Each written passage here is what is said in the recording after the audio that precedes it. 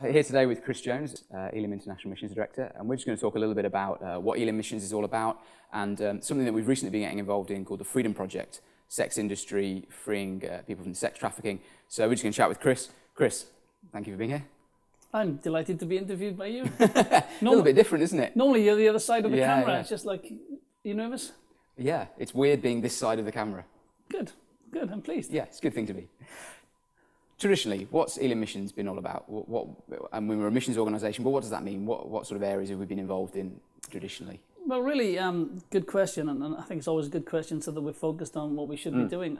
Well, Ilum Missions, as Ilum's coming up to its 100th anniversary, 100th birthday, Ilum's missions has been fairly traditional, which is not a negative thing, very, very positive in the senses that we've done a lot of evangelism over the years, church planting, educating, training, discipling of people, caring for the poor, speaking up for those who cannot speak up for themselves, and in different continents, traditionally in the early days in Africa, then in India, going then into new continents. But in a sense, it's fairly traditional in what we've done, that what people would expect. If you'd ask them what is missions about, I think that people would give you that answer, and that would align really with what Ilum Missions has done over the years. So there's been a shift recently within Ilum Missions because we're moving into different areas, aren't we? We're moving into new areas that we haven't worked with in the past. Yes, I think that's really true. And part of that is because I believe now, that I know it's a bit of a cliche, but there are real global issues. And I know that's the phrase global issues, global crisis. We think of the financial markets. That term global has become virtually now vernacular. But I believe that there are global issues, global challenges facing the church today that perhaps through media, through the access to just instant news, we know more about today than we have ever in our past, and it's happening at such a rapid speed. If something happens today in Libya, within about 30 seconds we know about it. Yeah, it's like the Twitter thing in Libya and stuff, instantly there, and it's sparked by that. Absolutely. It's amazing to think that the Arab Spring was sort of, well, not generated, but it was propagated by Facebook, by Twitter, and all those sort of things, which even 10 years ago would have been unheard of. Right? So it's global issues really that we're more and more getting involved with. We're not excluding the others, but it's just a new day really. It's added in as well as, yeah. So one of those areas has impacted us as a department, but also the movement, is what we've called Freedom Project. Yeah. The whole area of sex trafficking, sex work, the sex industry, and trying to rescue and release people from that. How did that come about? How was that birthed? Well, I'm going to say it's a God thing, really. I really would like to believe it's a God thing. For about 2 or 3 years ago, something was really stirring in my heart. I had a couple of opportunities to talk with people who were themselves sort of, as Jack Hayford would say, groping prophetically. How could they make a difference? How could they help in that area? I was in India, and I went to a home that has rescued girls from a variety of sex-issued backgrounds, and that really touched my heart. And also, being a father of a teenage girls, those things are very poignant to you, that you would do anything for your own child or your children, you'd stand up.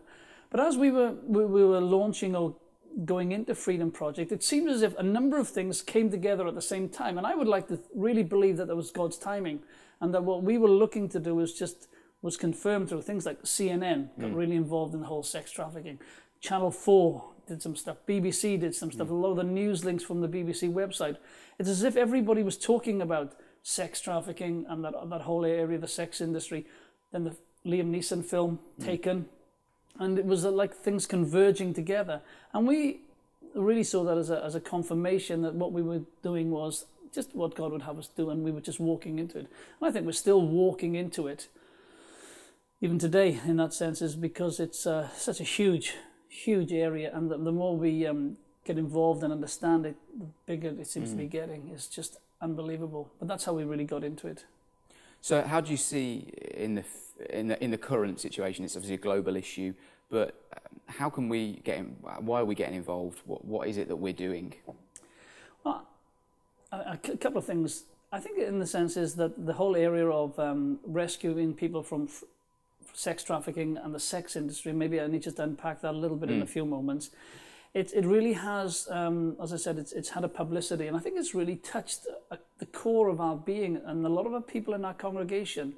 I think that, the whole area of exploitation of young girls, young boys for sex is so abhorrent to what we believe as Christians. Not in a sense as it's not like we're judgmental. It has just touched the very core of our being.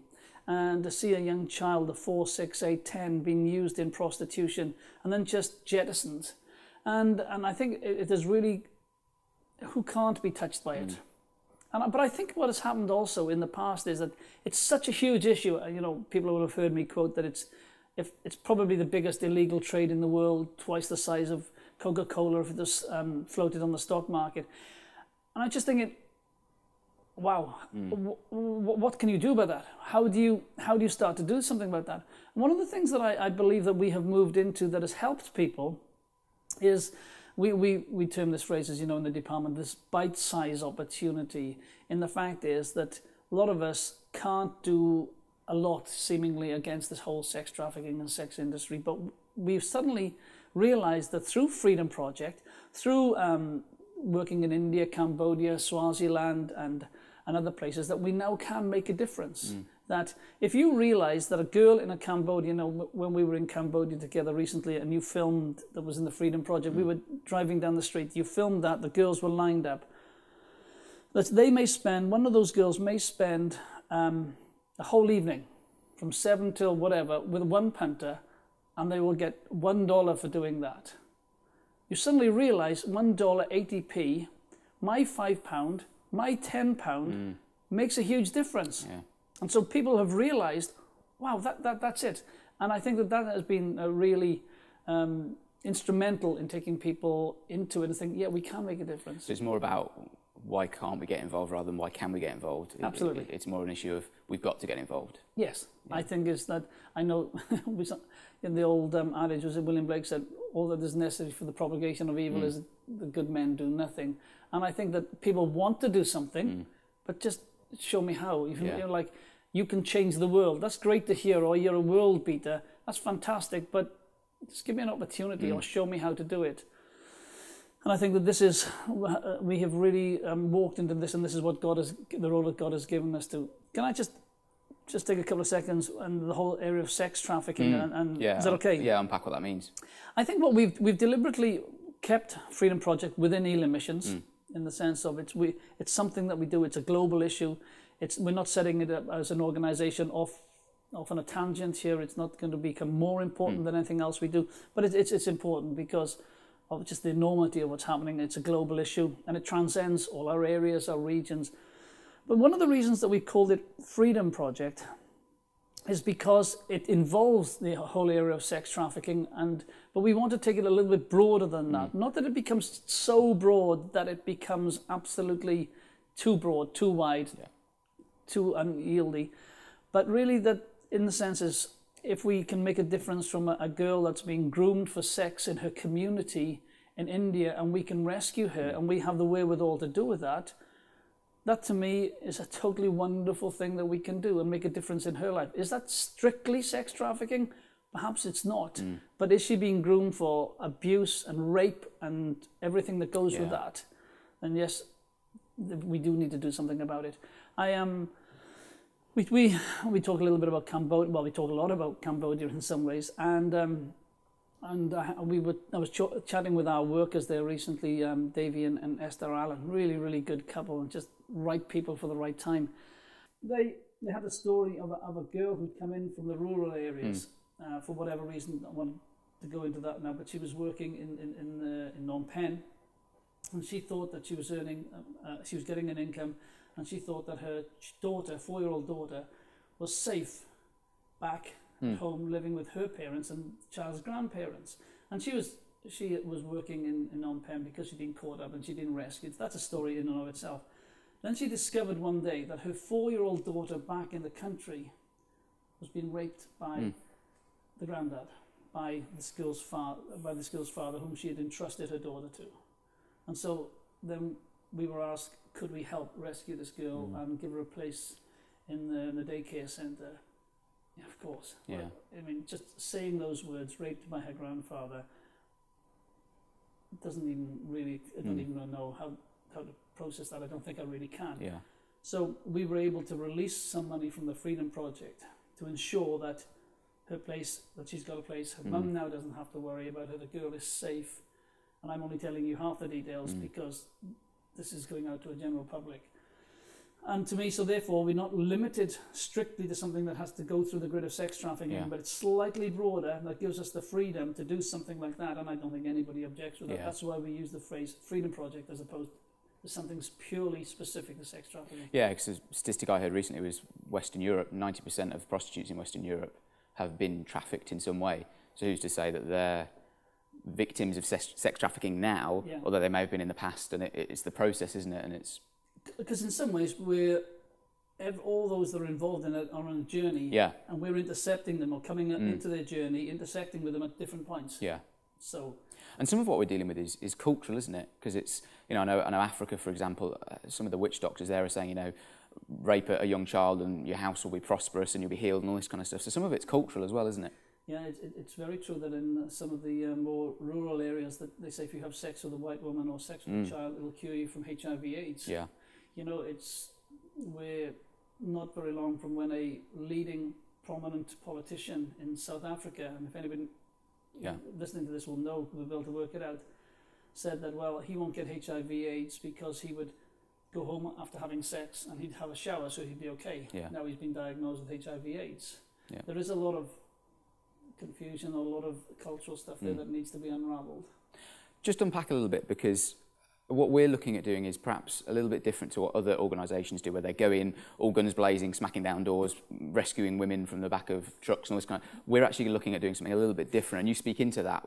Just talk to us about that. Yeah, I think one of the things that we want to do is we want to be very clear and specific in what we do, in the sense of that I believe everybody has a niche ministry that they can fulfill and carry. But what can we do in Ilum Missions through Freedom Project?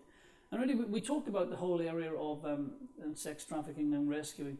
I really broke it down into three very clear areas. There's the rescuing, there's sort of the rehabilitation, and if you want a third R, it's re-education or retraining. Firstly, there's the part of the rescue.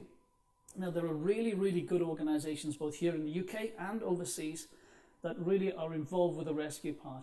That is, that they may be ex-military, ex-police or ex-customs, whatever, and they work forensically in trying to find out where are the brothels, where are the girls that are being trafficked, where are they living, what's the trade routes, how do they get into the country, what happens when they get here. Really, really intensive stuff that is probably beyond our ability. We don't have the wherewithal to do that. And then what they do is that they give that to the police, the customs, social service. Here's the information, here's the details, you can do something with it. And that's really, really good. And we don't do that here or overseas. Can you imagine trying to do that overseas? And I really trust with all my heart that in the UK, 99.9% of our police are not corrupt. And it's hard enough doing it in our country where they're not corrupt. But can you imagine trying to do some of that forensic work with police in countries that are corrupt? They would be bought out by the highest bidder. That's not being detrimental to certain police forces. That's just the truth. Yeah. And how would you ever overcome that? In senses, if you had to, would you even contemplate buying information? Could you justify buying information to rescue a girl? That whole conundrum. So we don't go down that. But one of the things that we do want to do, two of the things that we want to do is that rehabilitate. Is that when, and we're really going into this step by step, that when a girl is rescued, probably she's STD, HIV/AIDS. There's the probably may even have gone through abortion. She may well be a heroin addict. There may be a whole raft of things that you've got to do to get her back to normal, or whatever normal is in the sense is outside the saving work of Christ. And just got to really rehabilitate them and counsel them and really be there for them. Heard a story, a friend told me recently that a girl that had been trafficked for sex and she'd been rescued, and she didn't believe that she'd been rescued, and she said, please, if you truly come here to rescue me, just give me one night on my own where I'm not raped. Just let me stay in my room. And she did that. They did that, I should say. And they came back the next day and they said, we want to rescue you. That just shows the nature of just one night. Just all she wanted, just one night. It shows that, how many nights has it been since she's just had that one night. Yeah. And that was all she wanted. Probably can't even remember one night when she wasn't raped. And I think that is a big area. It's just that rehabilitation. Yeah. And just starting to put lives back together. But then the re-educating or the retraining is how do you assimilate them then back into society, that they can have a job, that they have that dignity, they can work, they may have a child, or they may have a family to support. They could have been trafficked for sex because their family was so poor that they sold them or used them in that sense. So retraining them, helping them get in, teaching them to sew, to be tailors, or whether to be daycare centre workers, or whatever way to do that, and working with some of our partners to help that. And I was just thinking that the cost of one of my daycare centres, we have personnel, don't want to give too many details, but we have personnel who have been rescued from the were sex trafficked, and they're working for us, and that's $90 a month. That's a good wage where they are. $90 a month, you know, I'm not the greatest mathematician, 75 pound a month. That's really doable. That's really exciting. And that's what we want to do.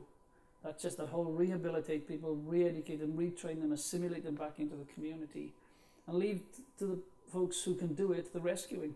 Yeah. Yeah. And just moving on really is just for Ilum Missions, local church is really important to us. Yeah.